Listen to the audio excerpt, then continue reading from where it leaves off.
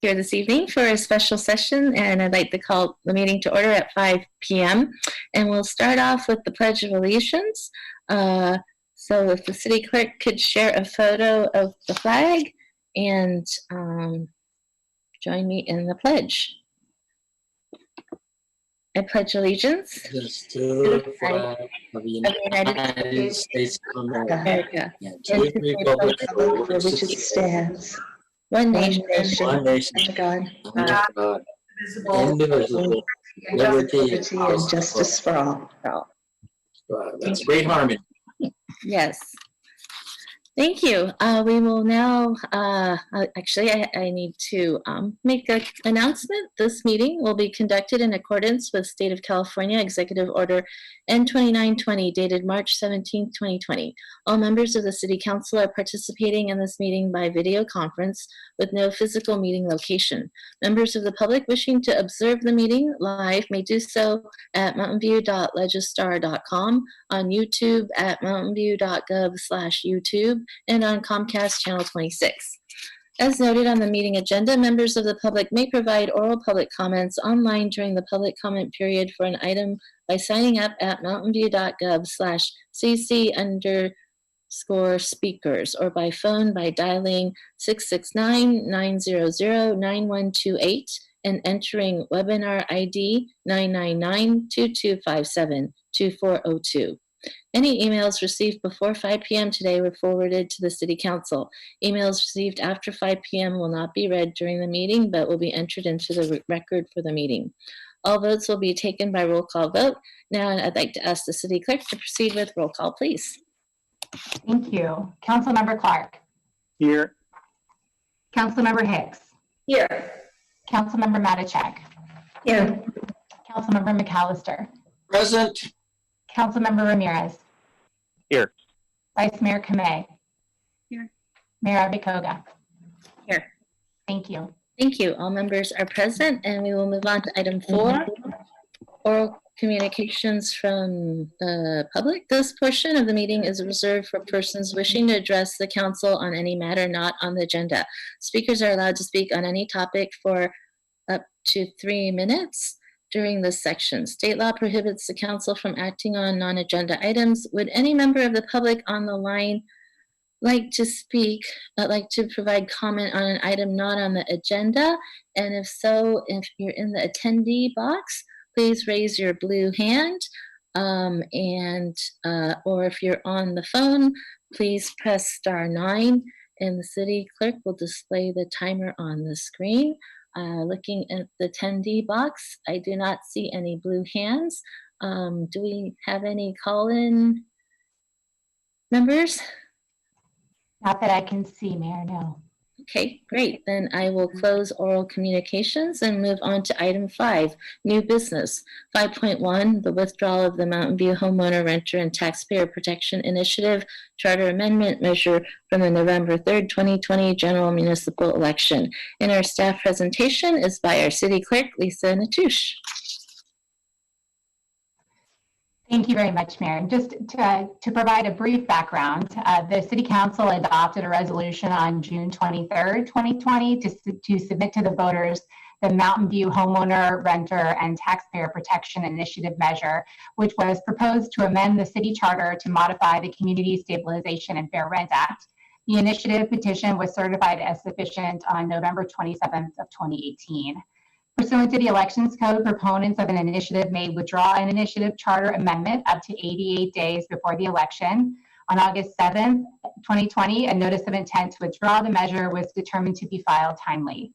The adoption of a resolution is required by the Elections Code to effectuate the proponent's withdrawal of the measure. So the item before you this evening is consideration of that resolution, which must be submitted to the county no later than tomorrow, August 12th. That concludes my report. I'm available for the city attorney for questions. Thank you. Any questions from council members? Please raise your blue hand. I don't see any, so then I will open this up to public comment. Again, if there are any members of the public in the attendee box wishing to speak, please raise your blue hand. And if you are on the phone, please hit *9. Is that right? *9? Yes. I see two hands, so we'll start with Lenny Siegel. And please unmute yourself. Here we go. Can you hear me now? Can you hear me? Yes. Okay. I just wanted to say that it's time for Mountain View to recognize that rent control is here to stay. Even with the economic downturn, people moving away associated with the pandemic, we can expect the housing shortage to return with a vengeance in 2021. So I want to ask the council to, when it makes appointments to the Rental Housing Committee, to appoint people who are willing to further the objectives, support the objectives of the voters when they passed Measure V. The Rental Housing Committee has the authority to suspend Measure V if the vacancy rate goes above 5%. If that happens, it's only going to be temporary, so we need people who are committed to staying the course. And the other thing, of course, is we need a Rental Housing Committee or the council to recognize that the voters intended Measure V to cover mobile homes and mobile home spaces, and we'd like to see that. I'd like to see that happen. I don't want to have to wait for another charter amendment vote in 2022. Thank you. Thank you. Next, we'll go to Tim McKenzie.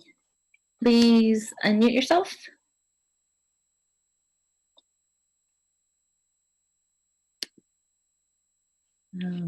Oh, I think I hear you. Tim McKenzie, could you try unmuting yourself again? Oh, you should be on. Tim? You should be on, Tim.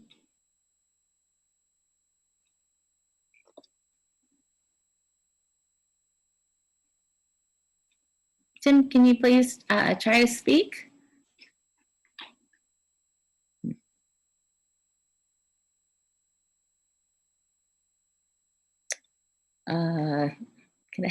Is there something tech support? Could I get your assistance here? She should be able to speak. My only tip would be if Tim is using headphones, perhaps just confirm that the mic is on the headphones. I know that's been an issue in the past, perhaps. Tim, I'm going to go to our next. Oh, there you are. Can you? Yes. Okay, sorry. I was having microphone difficulty issues. No problem. Thank you. So I just want to say rent control is wildly popular in Mountain View. We saw that with Measure D. Despite the intransigence and hostility of City Council, the voters and residents of Mountain View have made it clear rent control is here to stay.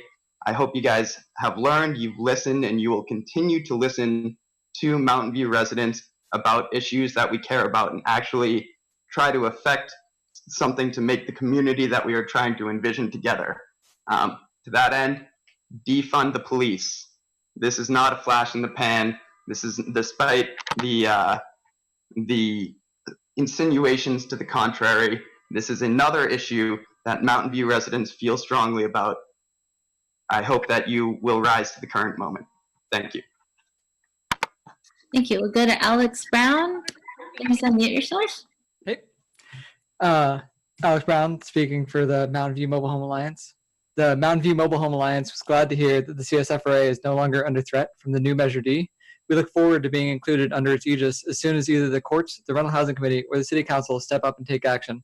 Many of our members literally cannot afford to wait to get the protections that are currently safeguarding other Mountain View residents. And then just on a personal note, you love to see it. Yeah, we got them. Yeah. And are there any other members of the public wishing to speak? If not, I will close public comment and bring this back to the council for any comments, deliberation, or a motion. Please raise your blue hand.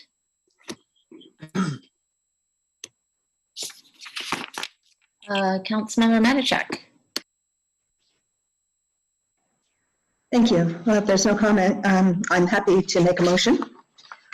that we adopt a resolution withdrawing the submission to the qualified electors of the city of a certain measure relating to a proposed initiative charter amendment at the general municipal election to be held on Tuesday, November 3rd, 2020, as called by resolution number 18474, to be read in title only, further reading waived. Second. Thank you. I have a motion by Councilmember Mattercheck and Councilmember McAllister seconded that. Councilmember Hicks, did you have comments? No, I was just seconding the motion. John beat you. So if are there any other comments? Any other discussion? If not, can we get a roll call vote, please? Yes, thank you. Councilmember Clark. Yes. Councilmember Hicks. Yes. Councilmember Matacek. Yes. Councilmember McAllister. Yes. Councilmember Ramirez. Yes. Vice Mayor Kamei. Yes. Mayor Abikoga. Aye. Thank you. Thank you. Motion carries 7-0 with no abstentions. And we will move on to item 6, council staff committee reports. Do any council members have any reports? Councilmember Matacek. Thank you. I figure I'll take the opportunity so these don't stack up for our first meeting after our break. I have 3 things. On July 16th, we had a BOSCA board meeting, and one of the major discussions that is coming to us at the next meeting is whether or not we want to participate in the expansion of the Los Vaqueros Reservoir. And that would potentially allow us additional water during dry years. Obviously I'm working with staff on this, and will make a recommendation and then ultimately a vote as to whether or not the city of Mountain View wants to participate in this. Second, we had a meeting of the Santa Clara Santa Cruz Roundtable on July 22nd. And the update there is some of the cities, as well as Santa Cruz County, have had a pretty significant impact on their financials due to COVID. And so they have withdrawn their participation in the roundtable. So as a result, we have rejiggered the budget, and the members on the subcommittees, we're still going forward, but it's just with a smaller number of members at this point. And we are also exploring being an independent group, independent of the cities association, that is. And there's a new subcommittee formed to look at that. And then finally, on July 22nd, there was a meeting of the Santa Clara County Airport Land Use Commission meeting that I attended, and nothing major to report from that. Thank you. Thank you. We'll go to Councilmember McAllister. Yeah, I had a couple of issues with on VTA. I was thinking about holding it off to the 24th so that we could have the world's shortest city council meeting, but former Mayor Matacek went it. So quickly on VTA, you probably heard that there was a lot of controversy about putting it down for Caltrain, and VTA voted unanimously to move that option to the voters for the 1/8 sales tax. So that was great news. A lot of parochial playing between various government agencies, but everybody got to the sense that this was the most efficient and cost recovery transit lane in the nation. So that was good to go. The SR 85 corridor, State Route 85 corridor met, and we will be coming to a recommendation, hopefully, that that there will be a dedicated transit lane from State Route 87 to North Bay Shore. And that's moving ahead. And we will have another meeting later on this month to make a final oral recommendation to the VTA board. So we are moving forward with quite a few things that will be beneficial to Mountain View. That's all I got to say. Thank you. Let's go to Vice Mayor Kamei. Great, thank you. I just wanted to provide an update related to the Council's Youth Subcommittee. We've continued to meet over the summer over the topic of youth mental health and wellness. The subcommittee is hoping to bring an update to the full council in the fall. We've been trying to meet with not only providers of mental health services, but conveners, and trying to find the best way to go forward. That's an update. Thank you. Thank you. Any other council members? I just wanted to mention, and I'm not sure what the results are, but today, the Board of Supervisors was expected to pass a face covering enforcement measure, and pending that decision, we are scheduled to be meeting. All the mayors, as you know, have been meeting weekly on COVID testing and so forth, and this next meeting is going to be on the issue of enforcement, and including police chiefs in the conversation. So that's scheduled for Thursday. And then I wanted to ask staff, we had correspondence, and there was coverage or an op-ed recently about the Magical Bridge project. And I know staff provided a report, a written report, but we still continue to get emails. And so I was hoping that staff could provide an oral summary of an update on where we are at this time, just to clarify some misinformation I think has been published. So with the city manager, would you mind providing that? Absolutely. Thank you, Mayor. In terms of the project and the current status of the project, so when the city first entered this agreement with Magical Bridge, it was January of 2018. And the agreement at that time stated that the city would contribute $1 million towards the project, and that the foundation, Magical Bridge Foundation, would fundraise around $3.5 million. So the total funding goal for the project was around $4.5 million. And the city has contributed not only that $1 million, which was stipulated in the contract, but has also contributed about $400,000 more dollars for CEQA and staffing and other related funding needs. In terms of the fundraising amount that Magical Bridge has fundraised, it's around $1.14 million of the $1.8 million goal. So there is about a $680,000 gap right now left to be raised to contribute towards this project. And so right now, staff is planning on bringing an update, a more comprehensive update to City Council about this in the fall. And we are also going to be reviewing the conceptual design this fall with council. And staff right now is working on other fundraising options, including the possibility of the city being able to get a grant through the state to assist with that delta of the $680,000. So I know that there have been different amounts mentioned, but the difference remaining is around $680,000 right now. So there will be more information brought back to council this fall on options, and hopefully we'll have more information between now and then on fundraising and perhaps other options that we might be able to do to help in terms of state grants or other options. So that's where we're at right now with that project. Thank you. Councilmember McAllister, do you have a question? I had a question. Wasn't this Magical Bridge able to be built in phases so that if Magical Bridge only raised so much money, they could build one phase, and then as additional funds came along, they would be able to add the second layer of playground to it without impacting the first phase? Yes, Councilmember McAllister, that is accurate.